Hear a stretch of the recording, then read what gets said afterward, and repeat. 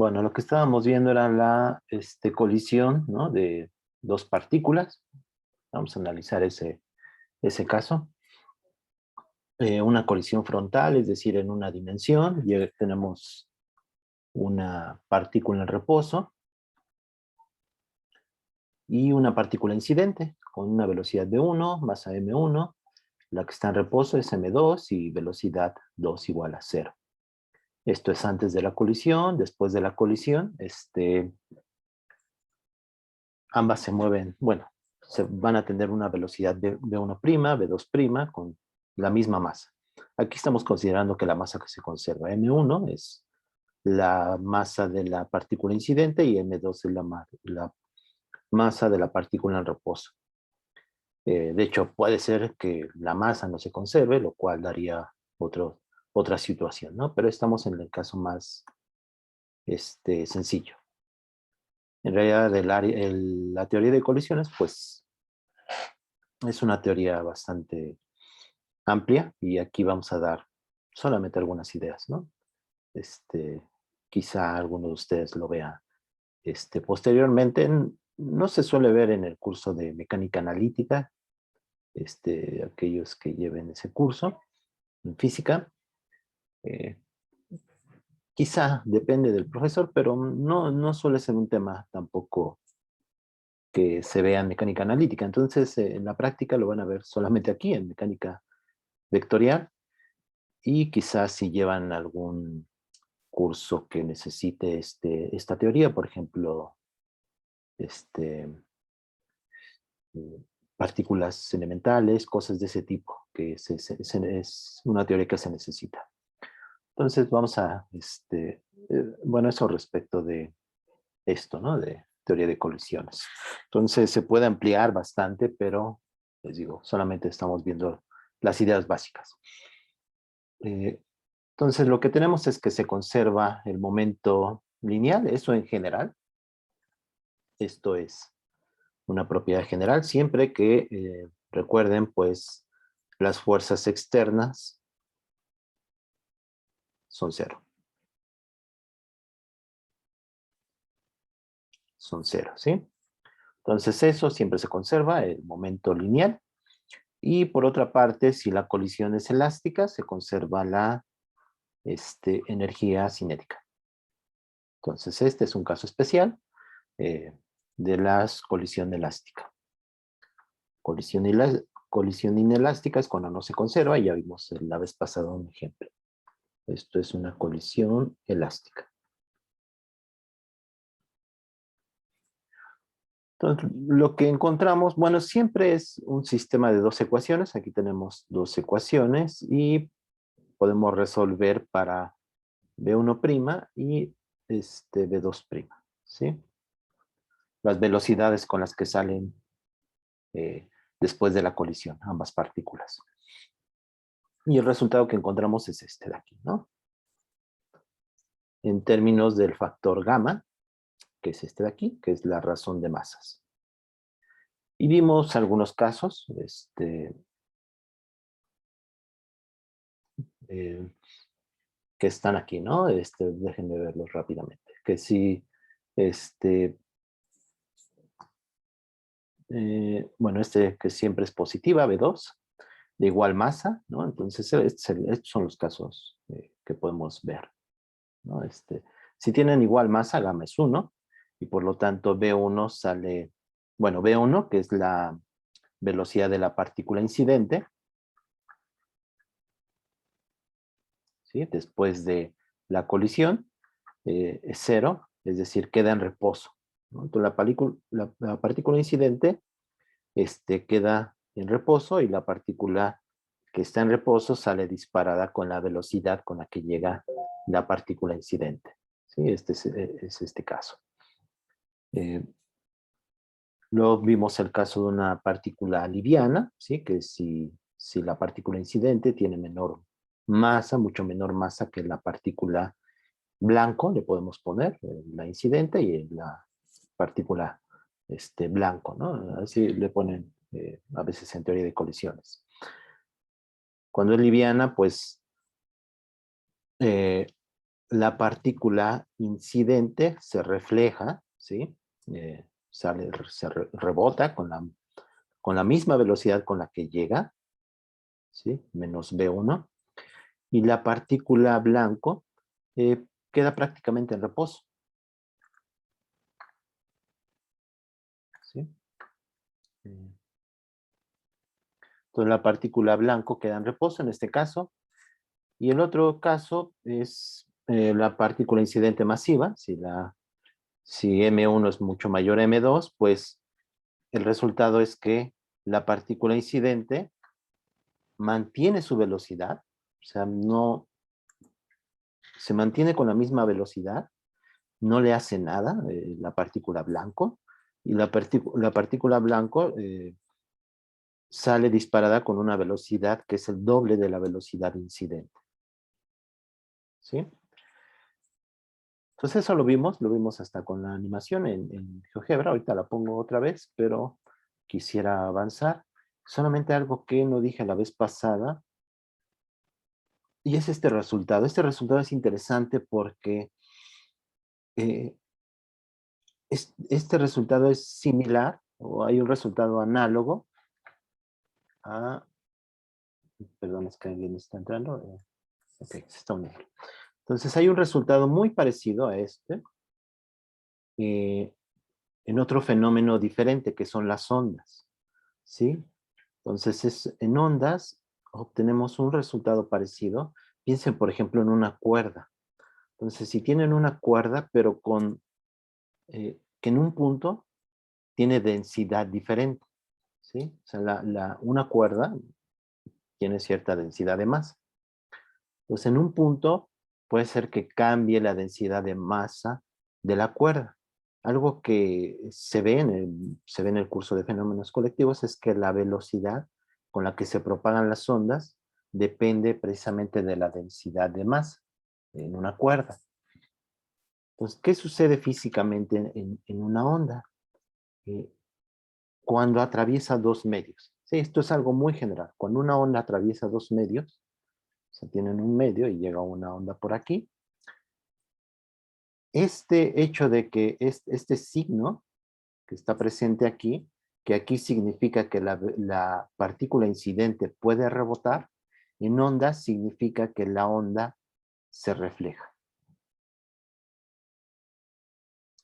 O sea, es el mismo, se refleja.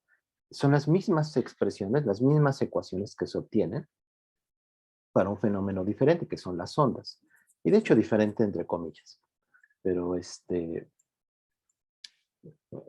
pero ahora sí, lo podemos ver así, que es un fenómeno ondulatorio, y este análisis que estamos haciendo dinámico de unas partículas puntuales, en realidad sí es diferente respecto de las ondas. Y digo que, entre comillas, porque hay muchas cosas relacionadas, ¿sí? Pero déjenme continuar con lo que estoy diciendo. Entonces, este signo menos que está en en esta B1 prima, que en la colisión significa que la partícula puede rebotar, aquí en las ondas significa que hay una onda reflejada, ¿sí? Y aquí en las ondas siempre aparece esta onda reflejada. Y esta B2', que es la onda, perdón, que es la velocidad de la partícula blanco, ¿sí? La partícula de masa M2 que sale disparada con B2', en onda significa una onda transmitida. Sí, esto es una onda transmitida. Entonces, estas mismas ecuaciones, esta misma interpretación de este fenómeno también lo vamos a ver en ondas, ¿sí? Hay una onda incidente,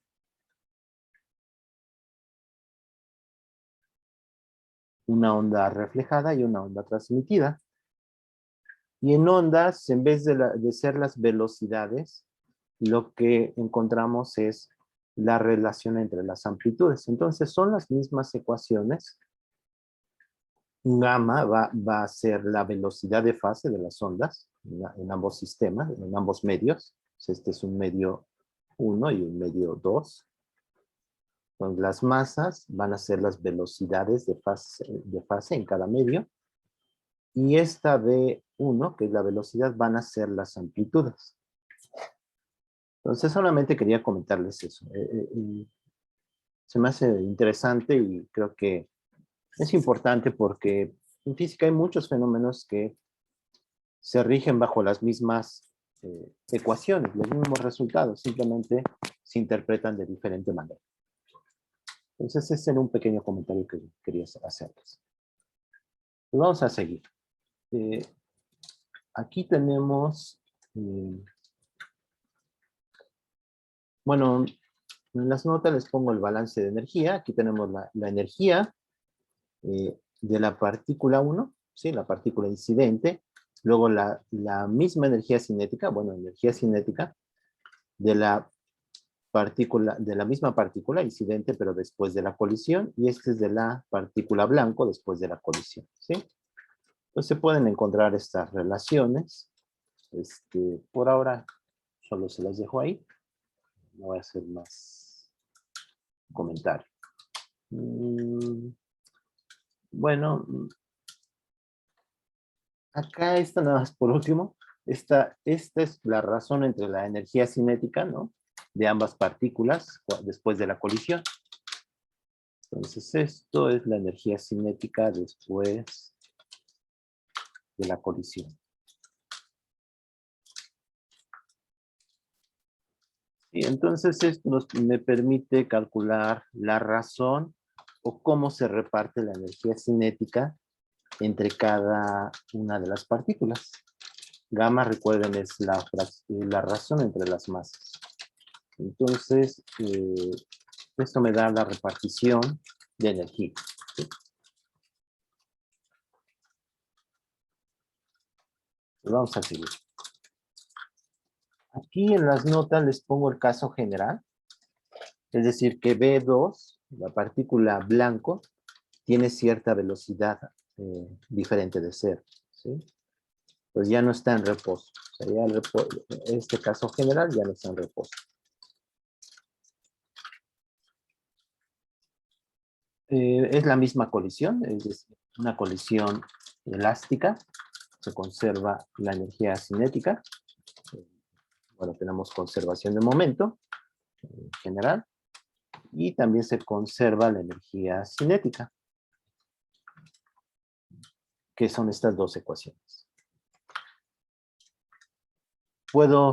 De estas dos ecuaciones puedo encontrar de la misma manera que hice antes, B1' y B2', la velocidad de las partículas después de la colisión.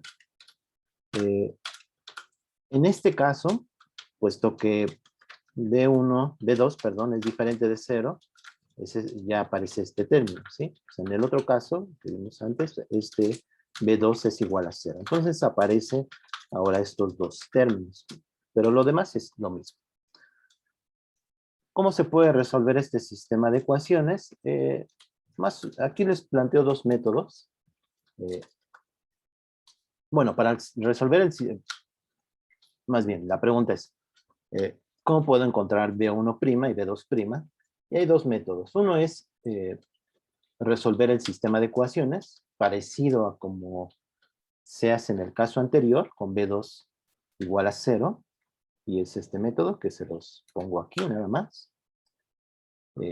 Aquí está, método 1, ¿no? Entonces se plantea el sistema de ecuaciones y se resuelve algebraicamente para B1' y B2', ¿sí?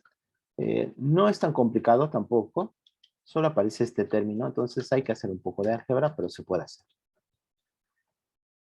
Y el resultado son estas dos ecuaciones, ¿sí? Este es B1' en términos ahora de B1 y de B2, que son las velocidades antes de la colisión, ¿sí? Entonces es B1 y B2 antes de la colisión y puedo determinar B1' y B2' después de la colisión y son estas dos ecuaciones. Gamma otra vez es M1 entre M2 Pues una manera es resolver este sistema de ecuaciones de conservación de momento lineal y el de conservación de energía cinética. El otro método es, y ese lo describo, entonces lo pueden revisar, pero la idea es montarse en un sistema de la partícula M2, de la partícula blanco, ¿sí? Entonces, un sistema S' que tiene la velocidad V2. En ese sistema, M2 está en reposo. Entonces, podemos usar el mismo resultado de la colisión que vimos anteriormente.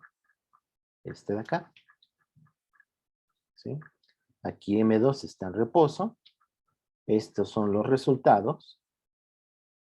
Entonces, ese caso general se puede resolver de esa manera, recuperando este resultado, pero montándose en un sistema de la partícula M2 que va con velocidad V2. ¿Sí? Antes y después de la colisión, siempre en ese sistema, ¿sí? Como está aquí en la imagen. Entonces, antes de la colisión, M2 está en reposo y V2 en S' es 0, ¿sí? Que está aquí. Entonces, en S', ¿cómo se ve la colisión? Pues llega M1 con velocidad U1 y U1 es V1 menos V2, ¿sí? Es la velocidad relativa. ¿Sí? Esto se puede encontrar del movimiento relativo. ¿Sí? Aquí se los pongo también. Entonces, en movimiento relativo, recuerden que la posición de la partícula en el sistema S', que sería X', sería este de aquí, sería X menos X mayúscula, que es la distancia o la posición con la que del sistema S'.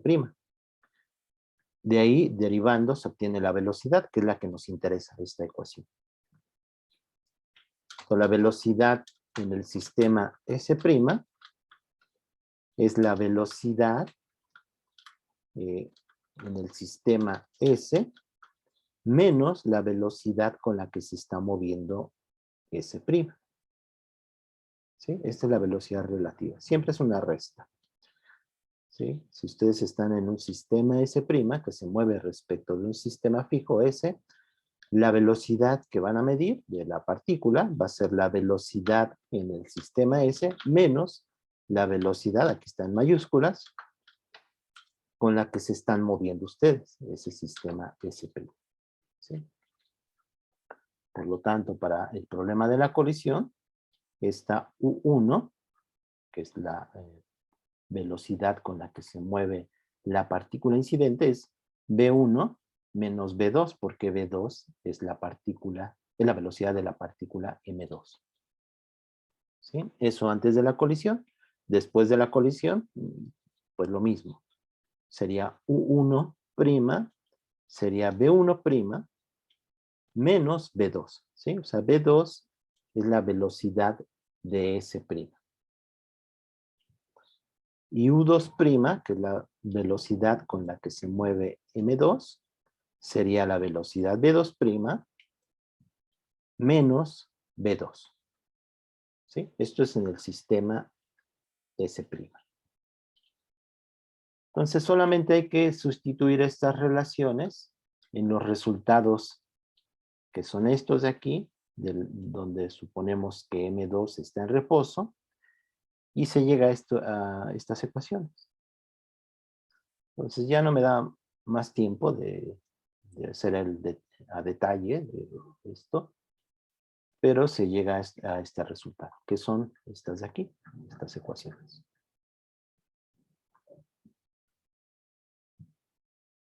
¿Sí? Tiene un término en B1 y un término en B2. ¿Sí? Si B2 es 0, se reduce el problema a lo que vimos anteriormente, donde la partícula blanco está en reposo.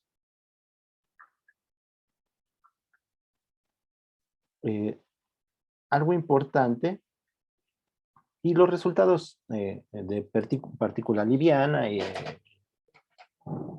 partícula masiva, etcétera, son los mismos. Es algo parecido. Pero aquí hay algo interesante que quisiera resaltar. Y es lo siguiente. Si restamos B1 menos B2, ¿sí? Eso es la velocidad relativa, ¿sí?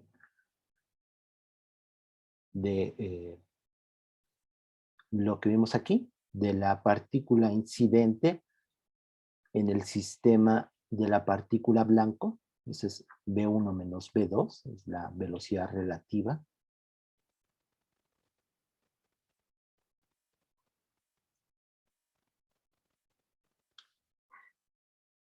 Sí, está de aquí. Le voy a poner BR.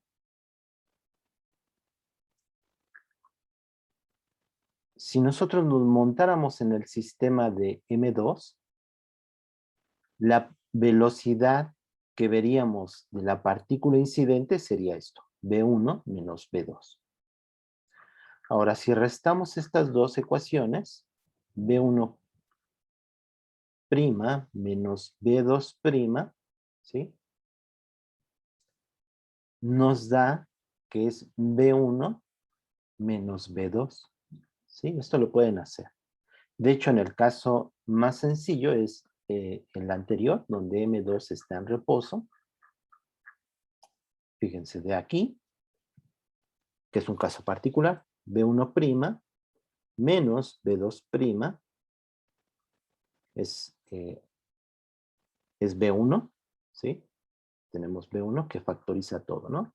Entonces me queda, de hecho, vean que el factor de gamma más 1 también lo podemos factorizar, ¿sí? Lo voy a hacer en este caso, que es más sencillo. Entonces me queda gamma menos 1 más 2 veces gamma, menos 2 veces gamma. Menos 2 veces gamma. Entonces esto me queda, que es, me queda, aquí me queda gamma menos 2 gamma. Entonces esto me queda como B1 entre gamma más 1. Y aquí me queda menos 2 gamma más 1 me queda, perdón, más este de aquí, con este de aquí me queda menos gamma, ¿no? Y aquí hay un menos, entonces queda un factor menos de gamma más 1. Entonces este se me cancela y me queda que es menos B1, ¿sí?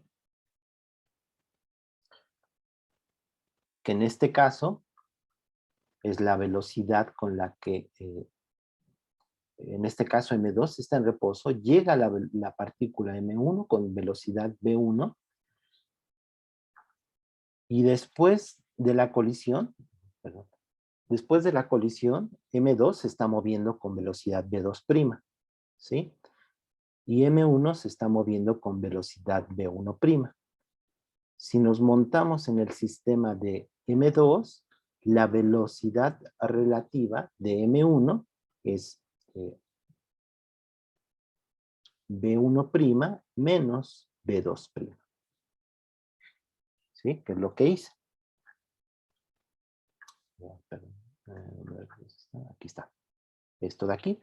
Pero eso es menos B1. ¿Sí? Entonces esto es menos B1. ¿Sí? Entonces va, ¿qué es lo que está sucediendo, ¿no? Físicamente. Entonces, M2 está en reposo, llega M1 con B1 con cierta velocidad. Después de la colisión, M2 se está moviendo, pero nos podemos plantar en un sistema de M2. Entonces, ¿qué vemos ahora? Que M1 se aleja con la misma velocidad con la que llegó. ¿Sí? Entonces, ahí creo que sí conviene poner el... Entonces, algo importante es cómo se ven o qué pasa con el centro de masa, ¿sí? Entonces recuerden, el centro de masa lo definimos la clase pasada.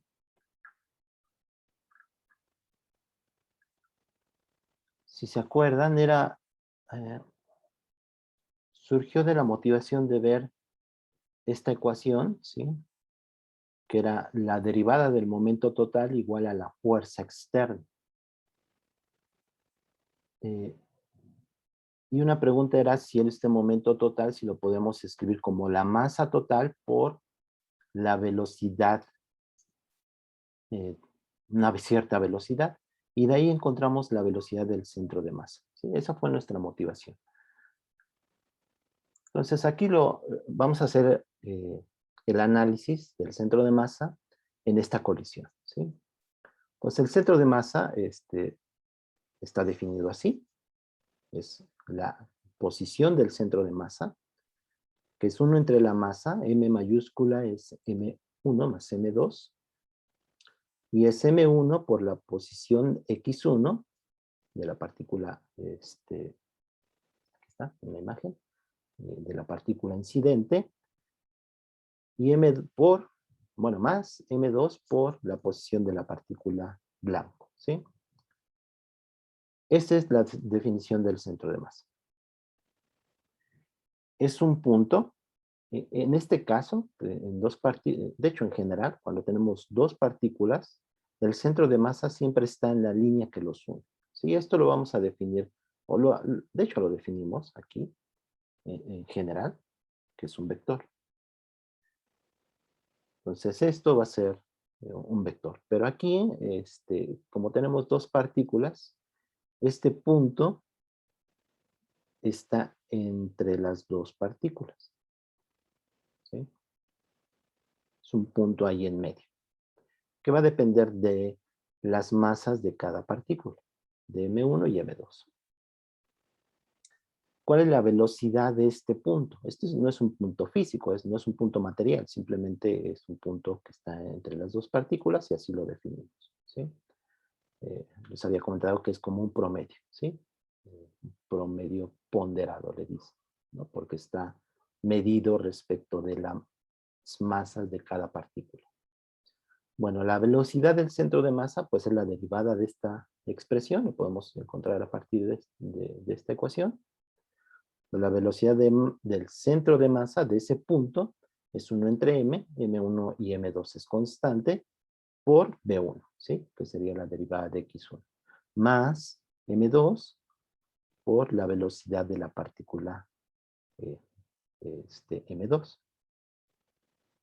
Esta es la velocidad del centro de masa.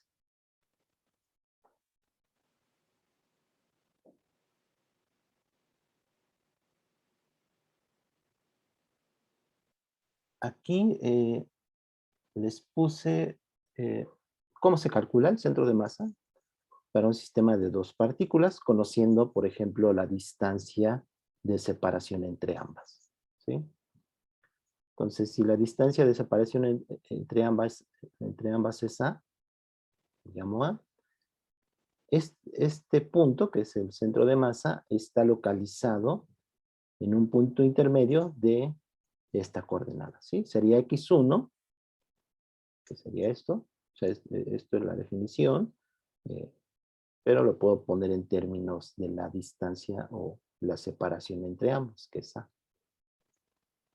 Entonces me queda que es X1 más esta distancia, y esta distancia es esta de aquí, que es M2 entre M mayúscula, que es la suma de masas, por la distancia A. ¿Sí? Obviamente M2 es menor a M mayúscula, porque M mayúscula es M1 más M2. Pues físicamente, ¿qué pasa con el centro de masa? La localización del centro de masa en este sistema sencillo.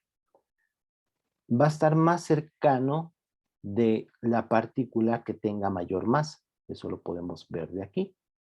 ¿Sí? Esta X1, a final de cuentas, es la posición esta, ¿sí? O sea, lo importante es esta distancia a la cual está localizado el centro de masa respecto de M1, ¿sí? Bueno, hay un caso más sencillo que es, si las masas son iguales, si M1 es igual a M2, el centro de masa está en el centro. Les hago notar que M1 y M2 pueden estarse moviendo, ¿sí? Entonces esta distancia de separación puede estar cambiando también, ¿sí? Pero si M1 es igual a M2, el centro de masa está siempre en medio. Sí, estas se pueden estar moviendo, pero el centro de masa siempre va a estar en medio de las dos partículas, si la masa es la misma. Si una es mucho mayor que la otra, aquí pongo como ejemplo que M1 sea mucho mayor a M2, o sea que esta es más masiva que esta, entonces el centro de masa va a estar localizado más cerca de M1. En general, el centro de masa de un sistema de partículas, en este caso de dos partículas, está localizado más cerca de la partícula más masiva. Por ejemplo, en el sistema Tierra-Sol, ¿no? Que son dos partículas, se están moviendo, dos objetos, dos cuerpos masivos. El centro de masa está prácticamente en el Sol, porque el Sol tiene mucho mayor masa que la Tierra. Esto se puede analizar en un sistema de muchas partículas, y por ejemplo, en el sistema solar, el centro de masa, que sería eh, definido a partir de la posición de todos los planetas, incluidos el Sol, el centro de masa está prácticamente en el Sol también, porque el Sol su masa es mucho mayor a la de cualquier planeta. De hecho, el que más contribuye sería Júpiter, que es el planeta más masivo. Pero aún así, el centro de masa está muy cercano al Sol, ¿sí? Entonces, esa es la física del centro de masa.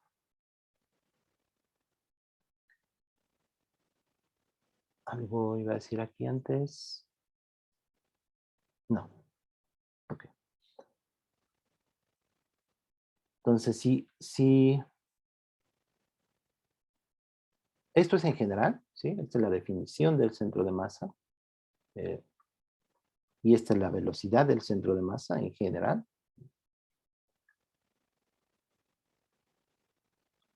Si no hay fuerzas externas, si las fuerzas externas son cero,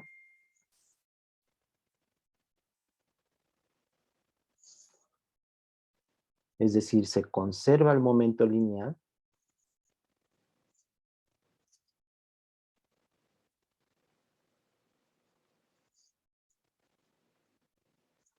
lo que está aquí, M1 por V1 más M2 por V2 es igual a M1 por V1' más M1, aquí es M2, perdón. Este es 2, M2, y este es V2', perdón.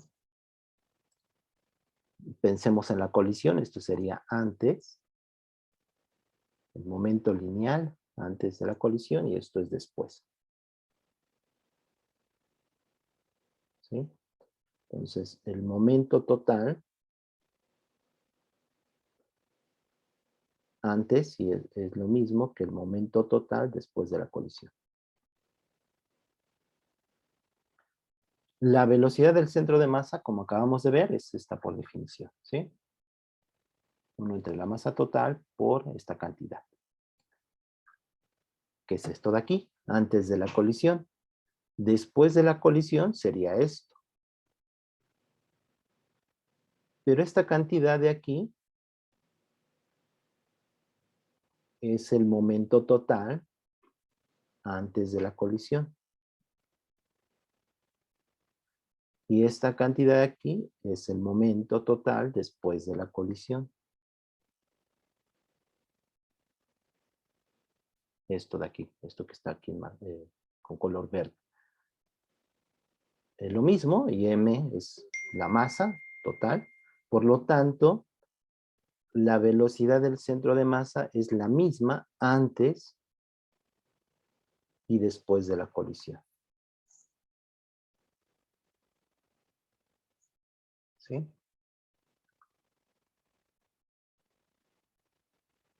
Veámoslo aquí en la animación. ¿Sí están viendo? Sí, sí se ve la animación. Ok, gracias. Perdón, es que luego no me lo marca aquí la pantalla. Entonces, vamos a hacerlo. Entonces, ahora voy a poner el centro de masa. Ya voy a quitar esta de aquí. Entonces, voy a poner el centro de masa. Vean que depende de la masa entre ambas. Vamos a poner gamma igual a 1. Entonces, gamma igual a 1 significa la misma masa.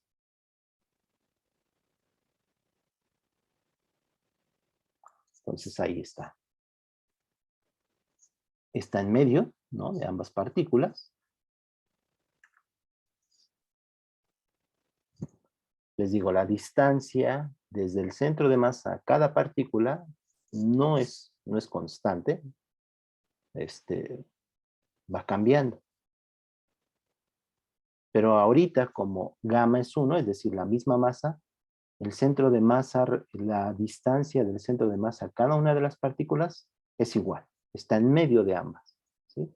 Vean que en este caso, M1 queda en reposo, como habíamos visto.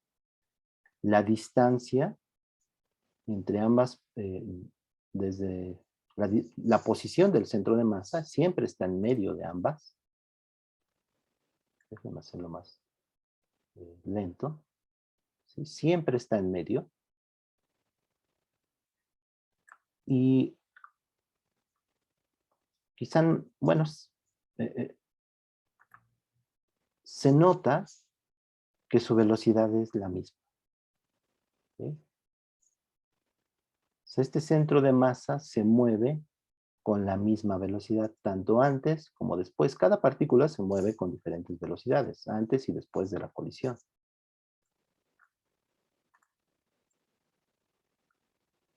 Pero el centro de masa se mueve con velocidad constante antes de la colisión y después de la colisión. Eso se debe a la conservación de momento lineal. ¿Qué pasa si gamma es pequeño? Significa que, si gamma es pequeño, significa que M2 es mucho menor a M1, es decir, M1 es mayor a M2, ¿sí? Pues vamos a ponerle pequeño.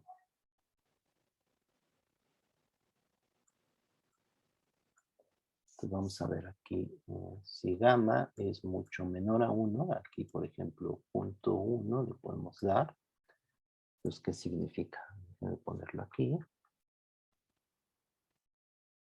Gamma, que es M1, digo M2 entre M1, antes me había equivocado, había puesto M1 entre M2. A ver, déjenme ver, corroborar rápido que gamma sea eso. M1 entre M2. Entonces aquí me equivoqué. Sí, por eso no estaba cambiando. Esto es M1 entre M2. Sí, ahora sí. Entonces tenemos que si gamma es mucho menor a 1, significa que M2 es mucho menor a M1, es decir, M1 es mucho mayor a M2. Vamos a ver dónde está el centro de masa.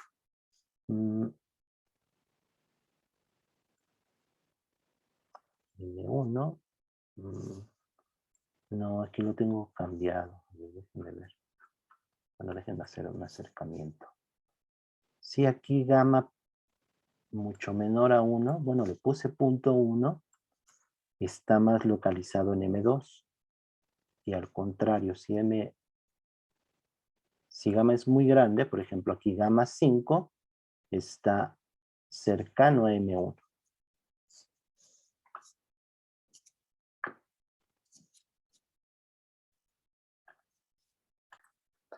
Pues ahora sí, ¿no? Si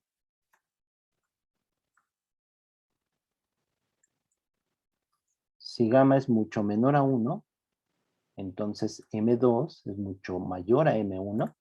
y por lo tanto el centro de masa estaría más localizado a M2, como se ve. Y eso es antes y después de la colisión, no importa. ¿Sí? Y al contrario, si gamma es mucho mayor a 1, por ejemplo, hay gamma 5, le puedo dar más. Voy a cambiar aquí el intervalo y le puedo dar 10, vamos a ponerle 20 y darle 20. Entonces está localizado más cerca de M1, el centro de masa. El centro de masa se mueve con velocidad, con la misma velocidad antes y después de la colisión. Está cercano siempre más a M1. Vean que la distancia, aunque no se aprecia mucho, la distancia entre ambas, de cada partícula al centro de masa también está cambiando. Déjenme cambiarle gamma. Valores más decentes ahí, por ejemplo.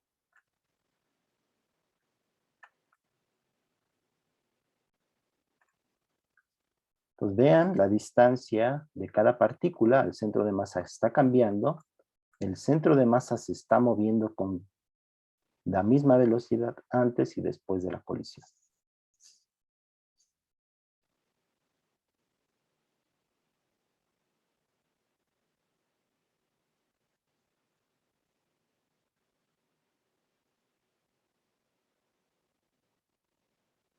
Esto se debe a la conservación de momento lineal, debido a que no hay fuerzas externas. Si hay fuerzas externas, el centro de masa puede tener, cambiar, ¿no? Puede, de hecho, tener aceleración, como vimos la vez pasada, y eso lo veremos después. Entonces, eso es analizar la colisión, bueno, analizando el centro de masa. Ahora, ¿qué pasa respecto del centro de masa? Si ahora nos movemos en un sistema de centro de masa. Aquí están los detalles. Lo que hay que calcular es la velocidad de cada partícula, V1 y V2, respecto del centro de masa. Y eso significa este superíndice que es C. Y es la velocidad de la partícula menos la velocidad del centro de masa. Esto es antes y también después de la colisión. Después de la colisión, pues, lo que lleva es una prima. Y de hecho aquí también, la velocidad del centro de masa, prima. Pero como es la misma, no importa, ¿sí? O sea, B del centro de masa es igual, antes y después, que lo que acabamos de ver. Entonces, estas son las velocidades de las dos partículas antes de la colisión respecto del centro de masa. Y estas son después de la colisión respecto del centro de masa. Pueden hacer el álgebra, calcularlo, dada la velocidad del centro de masa, que es esta de aquí. Y el resultado es el siguiente. Si calculamos el momento total, este es el momento total respecto del centro de masa, eso significa este superíndice. No quiero rayar tanto. Entonces eso significa, este superíndice sería M1 por V1 respecto del centro de masa más M2 por velocidad 2 respecto del centro de masa. Y lo que se va a obtener es que es igual a 0. El momento total medido de las dos partículas, medido respecto del centro de masa, es igual a 0. Eso es antes de la colisión, y después de la colisión también se puede hacer y también da 0. Y es lo que está aquí. Esto es después de la colisión.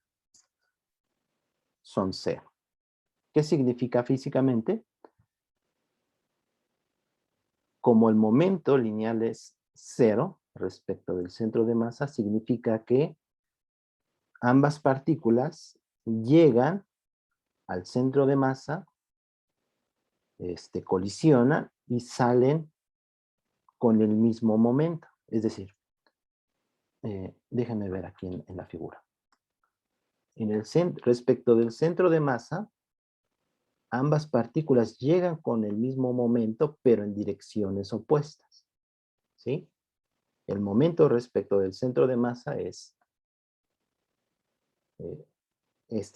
sería P del centro de masa de 1, sería M1 por la velocidad V1 respecto del centro de masa. Déjame quitarle el vector. V1 respecto del centro de masa. ¿Sí? Este sería el momento, este de aquí. Entonces lo que vemos es que las dos partículas llegan al centro de masa con el mismo momento, no con la misma velocidad, eso ténganlo presente, no con la misma velocidad, o sea, este llega con cierta velocidad V1, perdón, este es V2, respecto del centro de masa, y este llega con una velocidad V1 respecto del centro de masa. Y estas son diferentes. Lo que sí es igual es el momento lineal. Antes de la colisión y después de la colisión. ¿Sí? Aquí sería V1' respecto del centro de masa, la velocidad con la que salen V1, M1, y esta sería V2' respecto del centro de masa.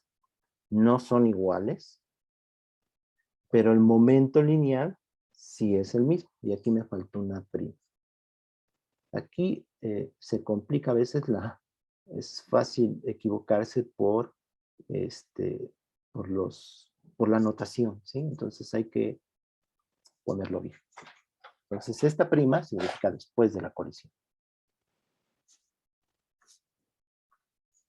La grabación. Este es un resultado importante y lo vamos a ver después. Es que la energía cinética total se puede escribir como M sobre 2, donde M, recuerden, es M1 más M2. La M sobre 2, M mayúscula sobre 2, por B del centro de masa, y me faltó también. Bueno, ahí tengo varios errores que tengo que corregir, pero vayan anotando esos errores. B del centro de masa al cuadrado, más M1 por B1 respecto del centro de masa al cuadrado, más, y este es M2, bueno, me equivoqué bastante, perdón. Este es M2, B2 respecto del centro de masa al cuadrado. Pero físicamente, ¿qué significa? Que la energía cinética total la podemos entender como una partícula puntual de masa m, masa total de las dos partículas, y esto es en general, ¿sí? Esto es en general para un sistema de partículas. Entonces sería la masa total, o sea, sería la energía cinética de un punto que se mueve con la velocidad del centro de masa y masa igual a la masa total del sistema. O sea, este punto es un punto, no es un punto, el centro de masa, como les acabo de decir, no es un punto material. Es un punto, en este caso, en la colisión, que está entre las dos partículas. No tiene masa, o sea, no es un objeto físico. Pero la energía cinética total la podemos entender como la energía cinética de ese punto que se está moviendo, como si tuviera masa, la masa total del sistema. Más la energía cinética, este sería la energía cinética respecto del centro de masa. ¿Sí? Entonces, déjenme ponerlo así. Este sería la energía cinética del centro de masa más la energía del sistema, o sea, este sería la energía de la partícula 1 respecto del centro de masa, más la energía cinética de la partícula 2 respecto del centro de masa.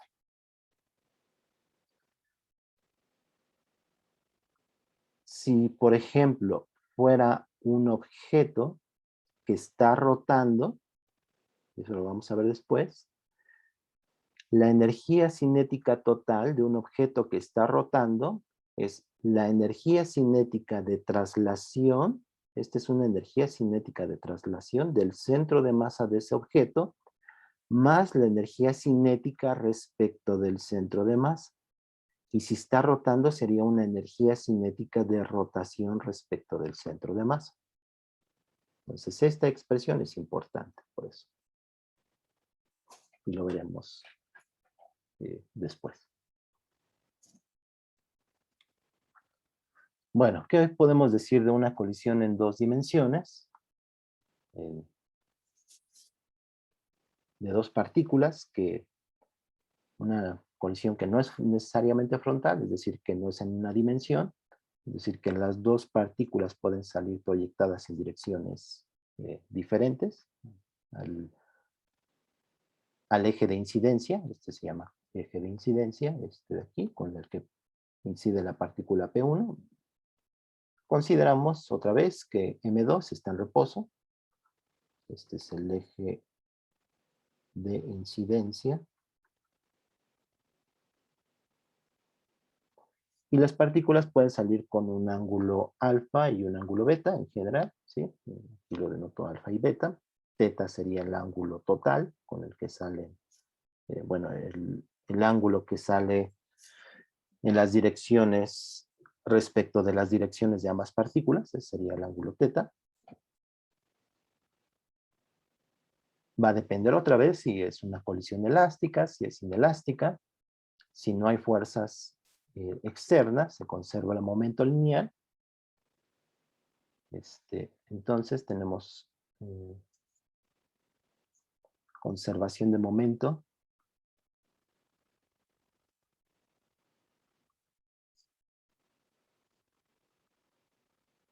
Pero en este caso es vectorial. Bueno, en el otro también era vectorial, pero ahora tienen componentes en X y en Y.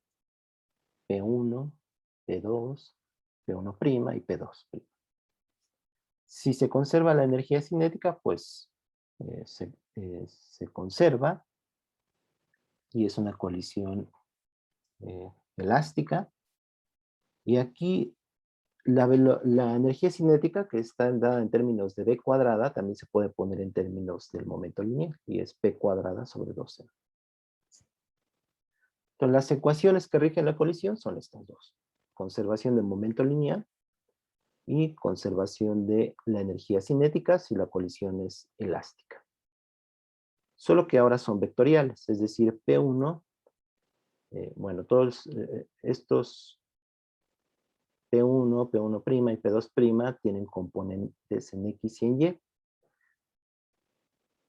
Algo que inmediato es que la colisión de un sistema de dos partículas siempre es en un plano. O sea, no pueden salir de un plano. Y eso se puede ver de esta ecuación, de la de conservación de momento lineal, porque P1, P1' y P2' son dos vectores, por lo tanto P1 está en el plano definido por P1' y P2'. Eso es esa es la demostración del hecho de que la colisión siempre se da en un plano. ¿Sí? O sea, P1, si lo quieren ver desde un punto de vista matemático, P1 es combinación lineal de P1' y P2'. Por lo tanto, estos tres vectores están en un solo plano. ¿Sí? P1, P1' y P2'. P2 es inicialmente 0. Y está aquí en la figura. Está aquí descrito en la figura. Se conserva el momento lineal, aquí está vectorialmente, P1 sería el momento de la partícula incidente y P2, P1', pues serían dos vectores, ¿no? Que pueden estar en cualquier dirección. Pero siempre la suma de P1' y P2' es P1. Visto de esta manera o de esta manera, en términos de los ángulos de dispersión. Esto se le llama como una dispersión de un fenómeno de dispersión. Llega una partícula incidente sobre un blanco y las dos salen dispersadas. Salen en direcciones diferentes. Está aquí descrito vectorialmente. Otra cosa de manera inmediata que podemos encontrar es si la masa es la misma, si M1 es igual a M2, esta ecuación de conservación de energía cinética se cancela, M1 y M2 se cancelan, y me queda esta relación, que es P1 cuadrado igual a P1' al cuadrado más P2' al cuadrado. Y esto no es más que el teorema de Pitágoras para las longitudes P1, P1' y P2'. Y puesto que es el teorema de Pitágoras, significa que hacen un ángulo recto después de la colisión. ¿Sí? Este es un triángulo rectángulo de lados P1 y P2' y P1'. Entonces, si tienen la misma masa, si llega una partícula y esta está en reposo, las dos salen dispersadas en un ángulo recto. ¿Sí? Es algo que podemos obtener también de manera inmediata, de la conservación de energía cinética. En la práctica, para resolver este tipo de problemas, pues lo conveniente es ponerlo en términos de sus componentes. ¿Sí? Déjenme regresar a las ecuaciones. ¿Cuántas ecuaciones son? Tenemos una que es escalar, esta, que es la energía cinética, y esta que es vectorial tenemos dos ecuaciones. Entonces, la de conservación de momento en realidad son dos ecuaciones.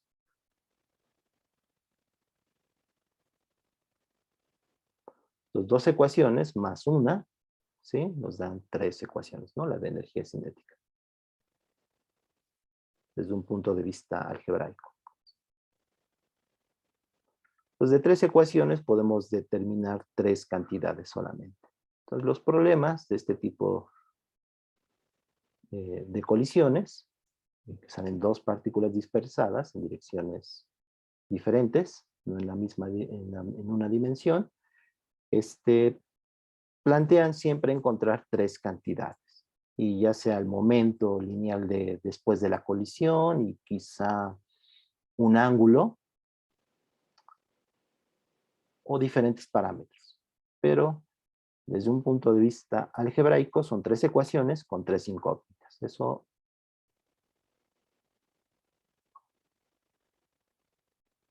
no se les vaya a pasar. Incógnitas. ¿Sí? Porque a veces es fácil perderse a veces entre las ecuaciones y a veces perdernos y ya ni sabemos cómo resolver el sistema, ¿no? O sea, entre tantos parámetros se nos pierde. Entonces, siempre tenganlo presente. Tenemos tres ecuaciones, no hay más. O sea, son las únicas ecuaciones. Se pueden encontrar a veces relaciones geométricas, pero dependiendo del problema. Pero solamente podemos determinar tres cantidades. ¿Sí?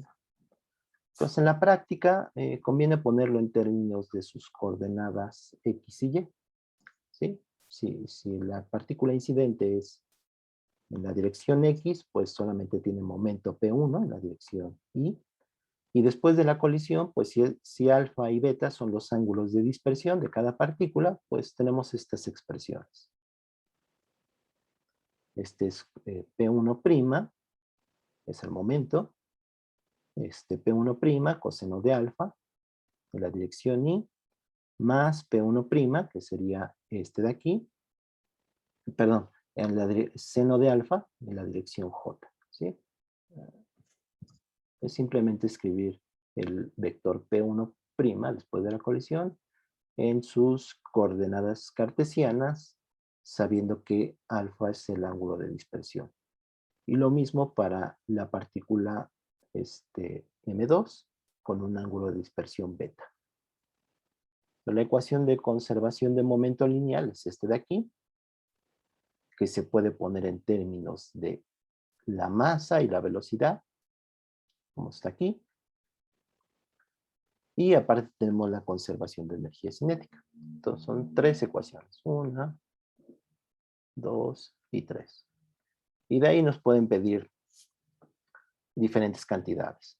Ya sea un ángulo de dispersión y conocemos el otro.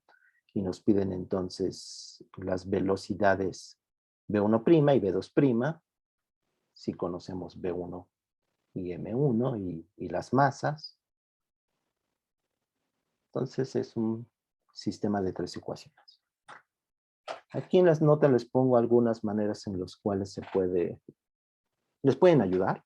¿Sí? Por ejemplo, esta de aquí, que se obtiene a partir de la energía cinética. Simplemente dividiendo entre M2. Pero eso se los dejo ahí. A veces es útil usar la ley de cosenos. Les dejo algunos en las notas, ya se las pasé, se las puse en el Classroom. Les dejo algunos resultados. Ya no me da tiempo de verlos a detalle. Pero, por ejemplo, este de aquí me da el ángulo de dispersión, que sería el ángulo teta, que sería este de aquí, entre las dos direcciones de dispersión de ambas partículas después de la colisión. Está dado en términos de las masas y las velocidades con las que salen. Respecto de la energía cinética, podemos encontrar esta ecuación que otra vez me da la razón entre la energía cinética de ambas partículas después de la colisión. En términos de gamma, que es M1 entre M2, ya me acuerdo, M1 entre M2, ¿sí? Y el ángulo de dispersión teta. Entonces los dejo en las notas, quizá en algún momento les sirva. Ya no me da tiempo de ver más de esto. Y este problema creo que se los puse en la tarea. Entonces lo pueden realizar. Si tienen preguntas, me dicen. Pero es prácticamente hacer esto. Estas dos ecuaciones y la de energía cinética. A veces puede ayudar hacer el análisis en cuanto a vectores. Entonces, eso les puede ayudar.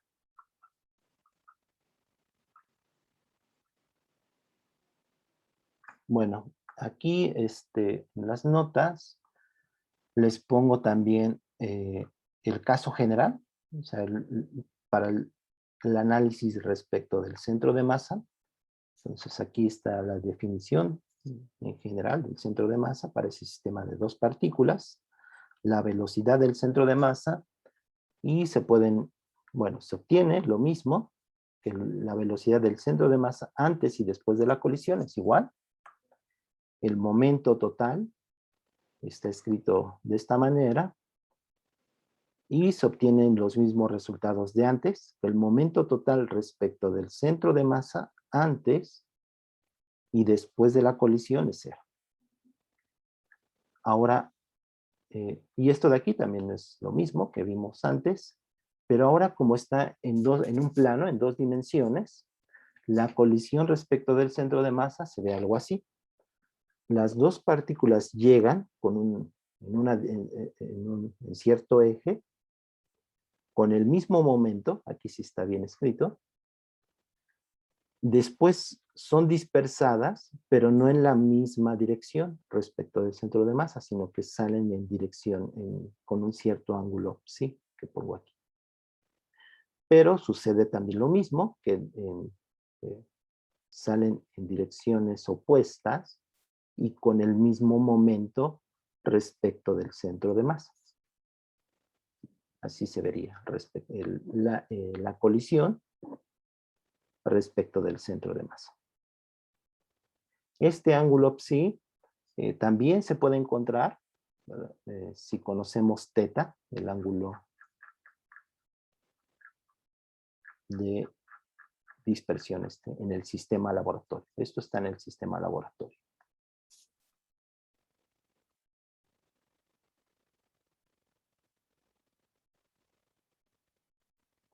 Y también se puede hallar una relación entre este ángulo θ y el psi con el que salen dispersadas en el sistema de centro de masa.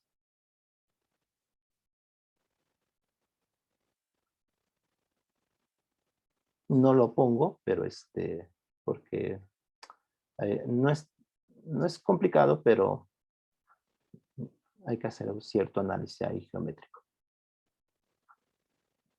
La velocidad relativa también es la misma antes y después de la colisión.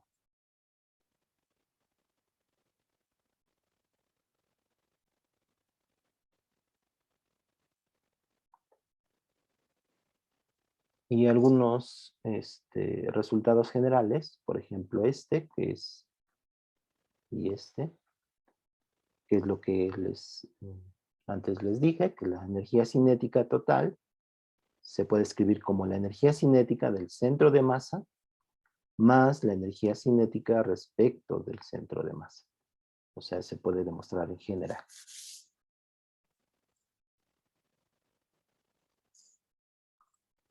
Reanudar la grabación. Entonces, ya es un nuevo tema. Entonces, vamos a considerar un sistema, vamos a hacer el análisis de un sistema inercial, S, y uno S' que está rotando respecto de S. Pues para llegar a las ecuaciones, a los resultados, primero recordemos que en la parte de cinemática definimos el vector velocidad angular. Consideremos una partícula que se está moviendo en una trayectoria circular, como está en la figura, con cierta velocidad. Siempre la velocidad es tangente a la trayectoria, con cierto vector de posición.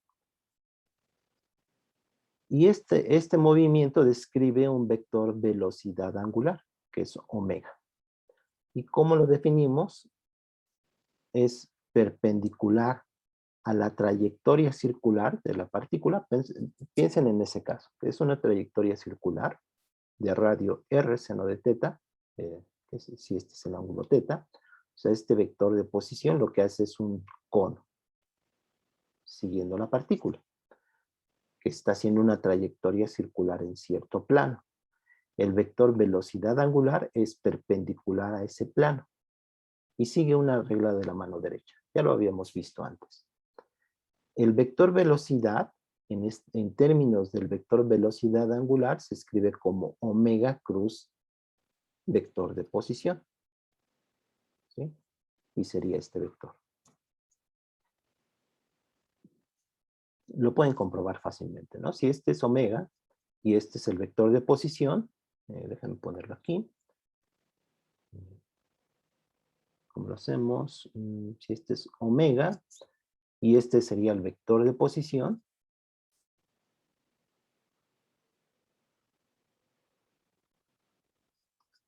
entonces el producto cruz de omega cruz R sería en esta dirección. Y también se está moviendo porque B se está moviendo. B y R. Pero sería que es este de aquí. Que si lo traslado a donde está la partícula, pues sería este de aquí. ¿Sí? Este es omega cruz B.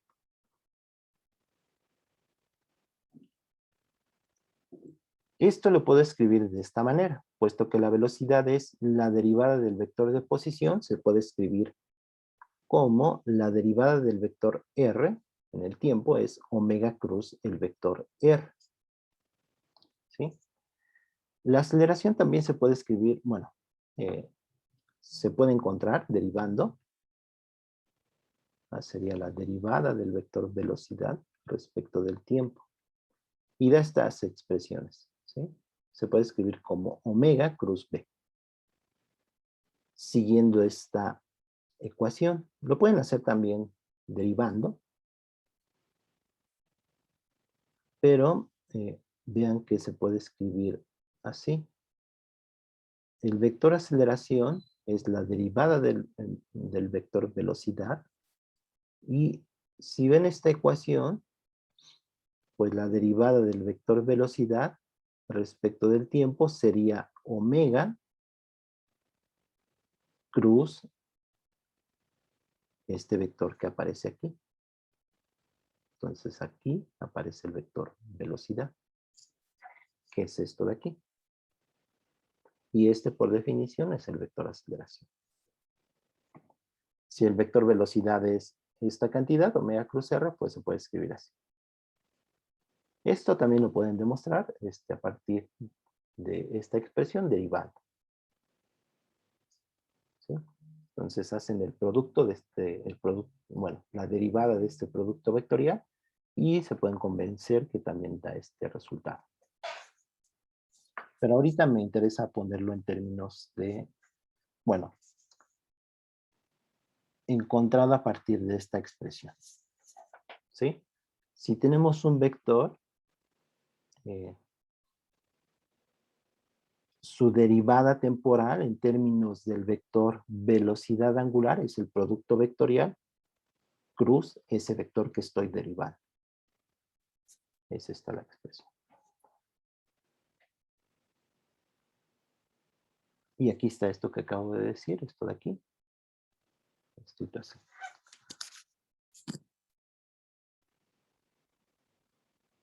Entonces vamos a empezar viendo las rotaciones en un plano, pero déjenme ver, adelantar un poco. Ahorita regreso a esto.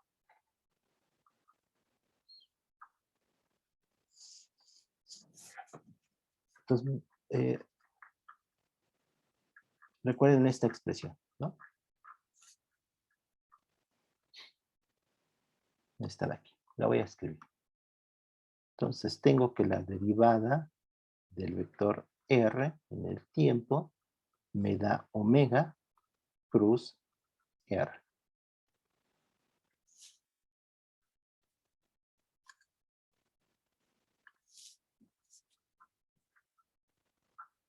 Ese vector r es el vector de posición.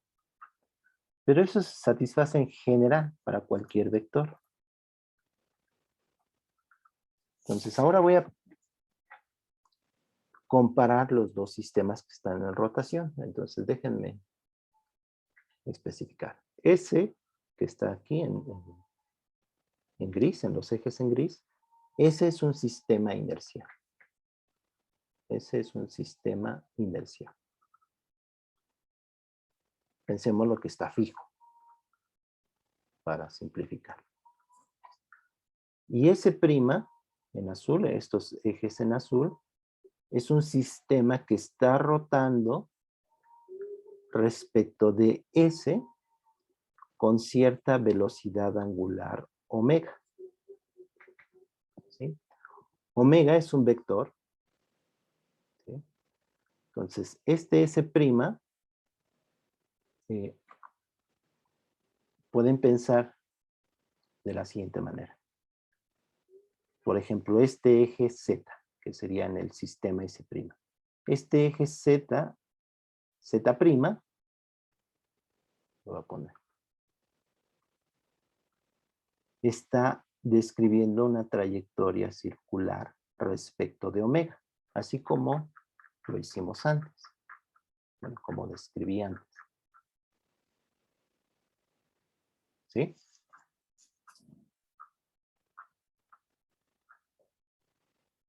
Lo mismo sucede con los tres ejes, con Z', con X' y con Y'. En términos de vectores, la base de vectores Y', J' y K' están rotando y por rotación entiendo algo más general en términos de omega. Omega es un vector, ¿sí? Que de hecho también puede estar moviéndose, pero supongamos que es fijo para simplificar también las cosas. Pues omega está fijo y K', J' y prima están rotando respecto de ese eje. Entonces, la velocidad o la derivada respecto del tiempo del vector I', J' y K' está dado por estas expresiones, así como lo hice con el vector de posición. Y J y K, estos de aquí, son fijos. Es inercial. S' es un sistema no inercial. Es un sistema que está rotando. Rotando respecto a S.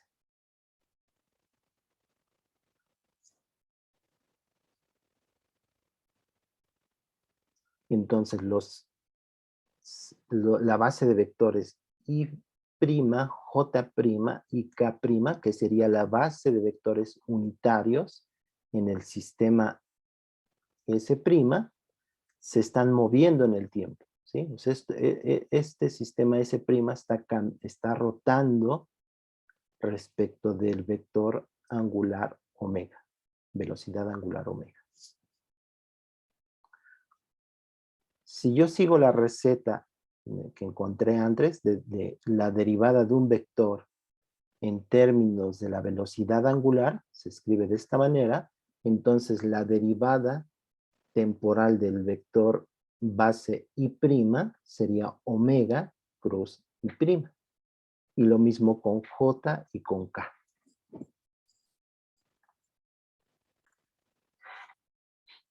Lo que voy a calcular es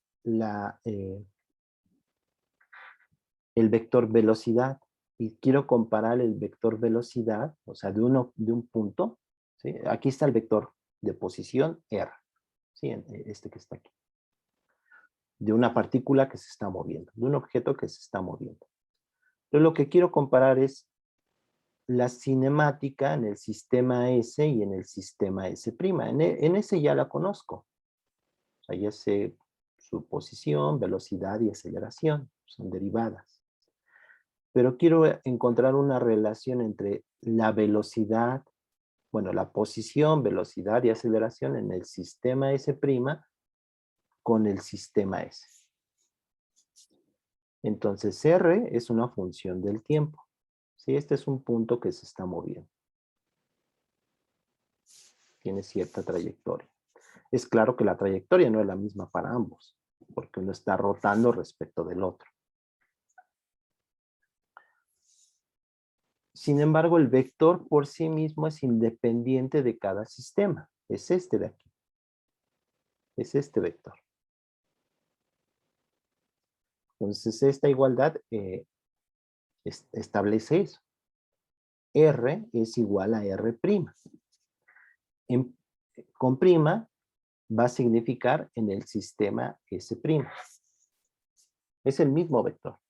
Sin embargo, no lo escribo de la misma manera en ambos sistemas. ¿Sí? En el sistema S, R, ¿quién es? En S. Pues tu coordenada X en la dirección Y, más tu coordenada Y en la dirección J, más la coordenada Z en la dirección K. En S', ¿cómo es? Pues tú dices, pues el vector de posición de ese objeto es, pues usa tu base, ¿no? En el sistema S'. Entonces es una X' en la dirección Y' más Y' en la dirección J' más Z' en la dirección K'. ¿Sí? Cada sistema usa sus vectores base. Y obviamente X no es igual a X'. ¿Sí? O sea, esta igualdad, esta de aquí, no me dice que X es igual a X', porque estoy comparando cosas diferentes. Y es diferente de I'. Y lo mismo con J y con K. ¿Sí? O sea, es el mismo vector. O sea, es este vector. Pero lo escribo de diferente manera en cada sistema. ¿Qué pasa si lo derivo? Entonces lo voy a derivar, bueno, derivo esta expresión respecto del tiempo. De este lado, del lado izquierdo, pues es la derivada del vector de posición, que es este de aquí. ¿Y cómo la calculo? Pues recuerden que I, J y K son fijos, ¿sí? Entonces aquí, de hecho lo pongo, creo, en algún punto, pero si no, lo pongo, lo escribo. El sistema de vectores I, J y K son fijos.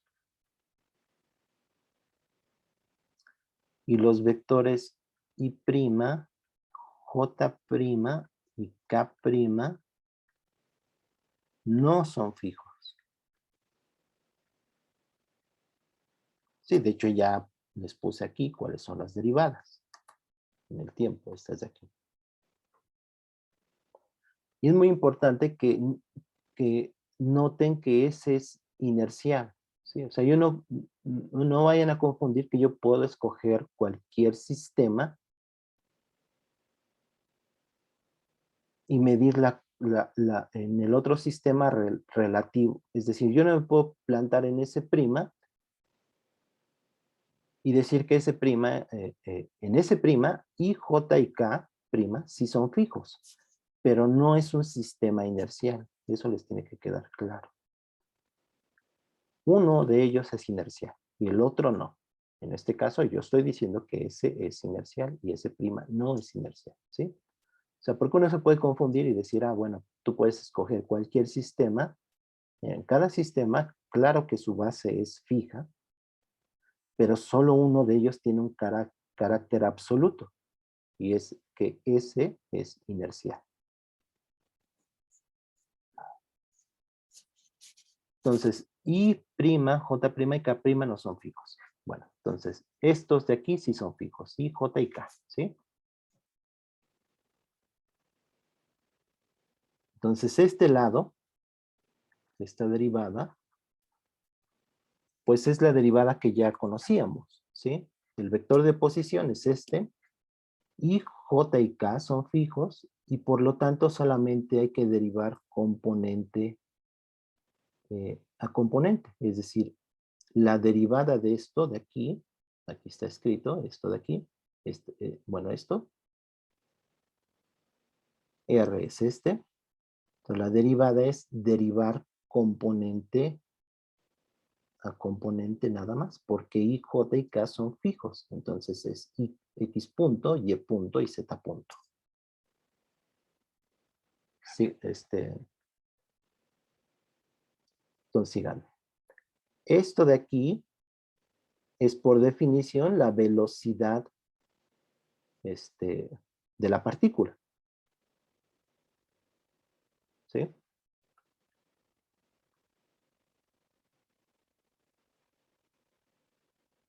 Entonces esto de aquí es por definición la velocidad de la partícula, como lo habíamos visto. En coordenadas cartesianas, pues derivas componente a componente y te da la velocidad. Ahora vamos con el otro lado, este de aquí. Entonces R' es este de aquí.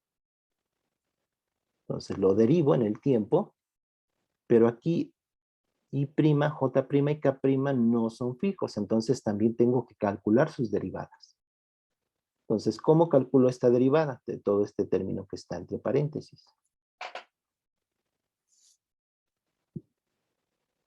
De todo esto de aquí. Pues lo voy a hacer así.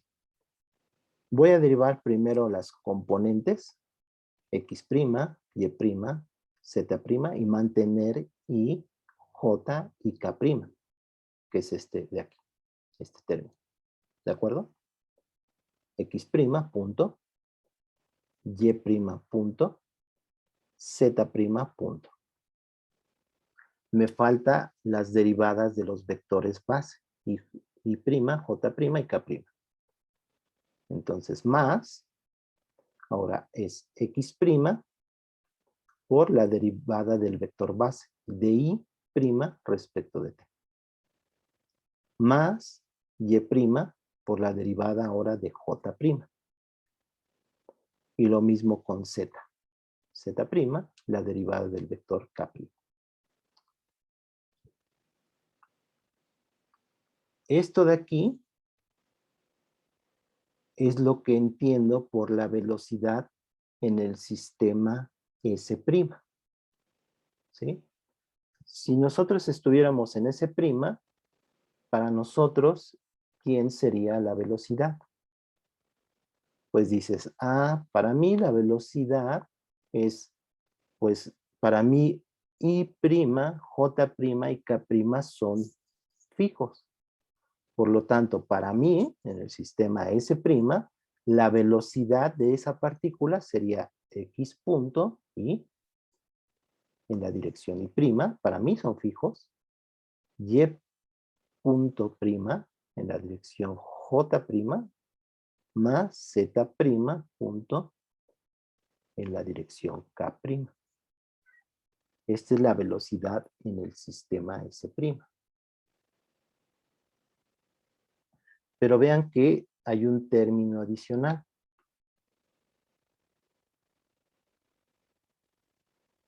Y este término adicional lo puedo escribir de la siguiente manera. Estas derivadas de y' en el tiempo es este de aquí. Este de aquí, la derivada de j' sería este de aquí. Y lo mismo con k. Entonces, eso me da esta línea de acá, esta ecuación, que es esto, x' por omega cruz y prima, que es este término, más y' por dj' en el tiempo, que es y', y este término de aquí. Y lo mismo con k y z'. Y este término, todo este término que está ahí, estoy remarcando, se puede escribir como omega, ¿sí? Vean que este x' lo puedo poner aquí, es un escalar x', entonces lo puedo agrupar aquí dentro con el y', ¿sí? Es decir, esto lo puedo escribir como omega cruz x' en la dirección y'. Y lo mismo con estos dos términos. Entonces, este es x, ¿no? No cruz. Entonces, más omega, este otro término, cruz y' en la dirección j'. Y lo mismo con este tercer término. Y este de aquí, este con este, y el otro que va a aparecer aquí, pues es el vector R', es de coordenadas x' en la dirección y', y' en j', y z' en la dirección k'. Por lo tanto, me da este resultado final.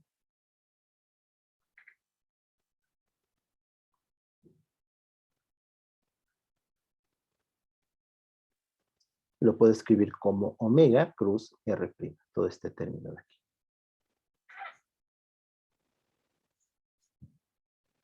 Y esta es la ecuación que tengo que me relaciona la velocidad en el sistema S',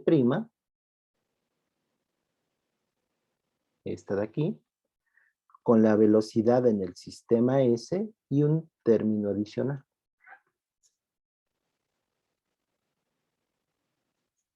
Déjenme borrar esto aquí.